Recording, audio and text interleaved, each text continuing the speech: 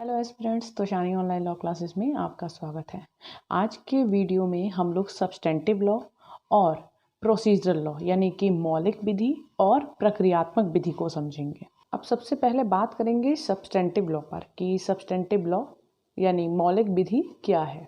किसी व्यक्ति के अधिकारों, दायित्वों और कर्तव्यों का यानी राइट्स, रिस्पॉन्सिबिलिटीज़ एंड ड्यूटीज़ का और किसी व्यक्ति द्वारा किए गए अपराध और उन अपराधों के दंड का निर्धारण जिन विधियों में यानी जिन लॉज में किया जाता है वो लॉज और या विधियां मौलिक विधि या सब्सटेंटिव लॉ कहलाते हैं। साथ ही साथ सब्सटेंटिव लॉ से ये भी पता चलता है कि वो लॉ सिविल मैटर के अंदर आ रहा है या क्रिमिनल मैटर के अंदर आ रहा है। अगर किसी विधि में किसी व्यक्ति के राइट्स, रिस्पॉन्सिबिलिटीज़ और ड्यूटीज़ की बात हो रही है तो वो मैटर सिविल मैटर कहलाएगा। और दूसरी ओर अगर कोई क्राइम की बात हो रही है और उससे रिलेटेड पनिशमेंट की बात हो रही है तो वो मैटर क्रिमिनल मैटर कहलाएगा। अगर हम बात करें सब्सटेंटिव लॉ के एग्जांपल्स की, इसमें आएंगे आपका इंडियन कॉन्ट्रैक्ट एक्ट, इसमें Hindu marriage act, specific relief act, transfer of property act, law of torts और आपका आईपीसी। इसमें Indian contract act, TPA, SRA और Hindu marriage act, law of torts, ये सारे एक्ट जो हैं आपके ये सिविल नेचर के सब्सटेंटिव लॉ हैं और आईपीसी यानी इंडियन पीनल कोड आपका क्रिमिनल नेचर का सब्सटेंटिव लॉ है। अब बारी आती है आपके प्रोसीजर लॉ की।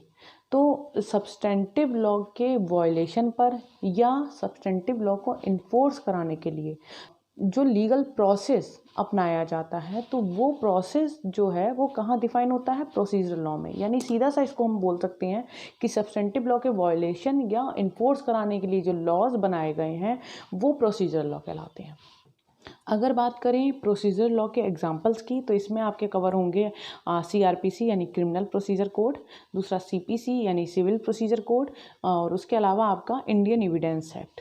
साथ ही साथ दिल्ली हाई कोर्ट ने सन 2012 में एक डिसीजन दिया था जिसमें दिल्ली हाई कोर्ट ने लिमिटेशन एक्ट को, परिसीमा अधिनियम को भी प्रोसीजरल लॉ माना है। केस का नाम है NNR global logistic Shanghai company limited versus Argus global logistic private limited. किसी मैटर में कौन सा पार्ट सब्सटेंटिव लॉ कवर कर रहा होगा और कौन सा पार्ट प्रोसीजर लॉ का होगा, इसे हम एक एग्जांपल से देख लेते हैं। ए ने बी का मर्डर कर दिया। अब यहाँ मर्डर जो है आईपीसी के सेक्शन 300 में डिफाइन है और साथ ही साथ इसका जो पनिशमेंट है वो सेक्शन 302 में दिया गया है आईपीसी के। तो ये चीज़ ये शो कर रही है कि ये एक सब्सटेंटिव पार्ट है यानी सब्सटेंटिव लॉ है। अब उसके बाद यहाँ पे देख लेते हैं कि अब बी के परिवार को इस संबंध में क्या रेमेडी प्राप्त होगी, यानी बी को क्या क्या राइट्स होंगे इस चीज़ के लिए आगे प्रोसेस करने के। तो वो राइट्स हमारे क्या आ रहे हैं, जैसे सपोज कि अब बी के फैमिली वाले क्या करेंगे, ए के अगेंस्ट एफआईआर लॉन्च कराएंगे। उस एफआईआर लॉन्च कराने के बाद आगे उसमें इन्वेस्टिगेशन होगा, उसका ट्रायल होगा और उसके बाद जो भी प्रोसीजर है तो ये सारी चीज़ें अपनाई जाएंगी। अब ये सारी चीज़ें लेकिन हमें कहाँ से मिल रही हैं, कहाँ से हमें ये राइट्स मिल रहे हैं कि हम प्रोसीजर हमारे यहाँ कराए जाए। तो ये सब चीज़ें कहाँ डिफाइन हुई है, सीआरपीसी में। तो यहाँ पे ए ने बी का मर्डर किया, इतना जो पार्ट है ये आईपीसी में डिफाइन है कि मर्डर कहाँ डिफाइन है, उसका पनिशमेंट कहाँ डिफाइन है, ये सारी चीज़ें कहाँ डिफाइन है, आईपीसी में, जो कि एक सब्सटेंटिव लॉ है। मर्डर हो जाने के बाद उसकी क्या प्रोसीजर अपनाया जाएगा ये कहाँ डिफाइन किया गया, सीआरपीसी में डिफाइन किया गया। तो ये पार्ट कहाँ से क्या हो गया, जो ये प्रोसीजर लॉ हो गया। या सब्सटेंटिव लॉ में व्यक्तियों को दिए गए राइट्स या ड्यूटीज़ या उन लोगों के लिए बनाए गए रूल्स की बात होती है, जबकि प्रोसीजरल लॉ एक एग्जीक्यूटिव प्रोसेस है। अब थोड़ी सी चर्चा इनके डिफरेंसेस में कर लेते हैं कि इन दोनों में क्या डिफरेंस है। तो सन 1994 में माननीय उच्चतम न्यायालय ने एक केस में इनके अंतर को बताया था। केस का नाम है commissioner of wealth tax Meerut versus Shravan Kumar Swarup and sons. Honourable supreme court ने इस केस में एक जनरल रूल दिया था कि सब्सटेंटिव लॉ व्यक्तियों के राइट्स, ड्यूटीज़ और रिस्पॉन्सिबिलिटीज़ की बात करता है, वहीं दूसरी ओर प्रोसीजरल लॉ इन राइट्स, ड्यूटीज़ एंड रिस्पॉन्सिबिलिटीज़ को एक्सरसाइज और इन्फोर्स कराने के संबंध में बात करता है।